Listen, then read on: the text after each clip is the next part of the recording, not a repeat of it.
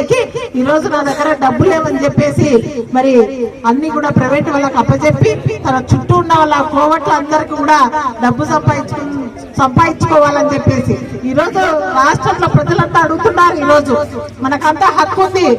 Private ఇవన్నీ కూడా government కాలేజీలు అంతా కూడా ప్రభుత్వానికి చెందాలి, ప్రజలకు చెందాలి. ఈ రోజు ఎన్నో వేల సంవత్సరానికి ఎన్నో వేలు సుమారుగా 4,000 5,000 మెడికల్ సీట్లు ఈ రోజు ఫ్రీ వస్తే మన పిల్లలకి 200 మార్కులు వచ్చినా కూడా మెడిసిన్ సీట్లు డాక్టర్ అవుతాడు. ప్రతి పేదవాళ్ళ తల్లిదండ్రుల కళ డాక్టర్ అంటే. ఎవరికైనా ఏ తల్లిదండ్రులకైనా నా పిల్లోడు డాక్టర్ అయ్యాడు, నా పిల్ల డాక్టర్ అయిందంటే అది తల్లిదండ్రుల కోరిక తీర్చుకోకుండా చంద్రబాబు నాయుడు గారికి ఇప్పుడు పేద ప్రజలంటే మరి ఎంతవరకు అభిమానం ఉందో ఒకసారి ఆలోచన చేసుకోవాలి మీరు కూడా.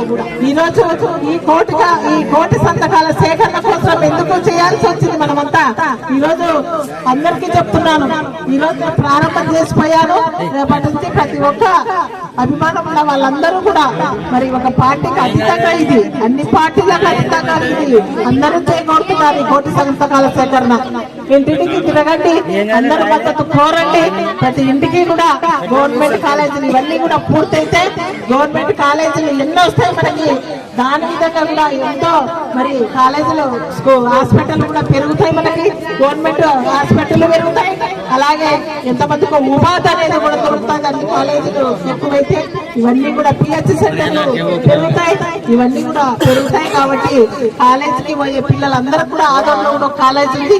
ఇక్కడ నుంచి కూడా రోజు ప్రయాణం చేసుకుంటూ చదువుతూ ఉంటారు ప్రతి వాళ్ళు కూడా. ఈ రోజు కర్నూలుకి వెళ్ళాలంటే చాలా కష్టం.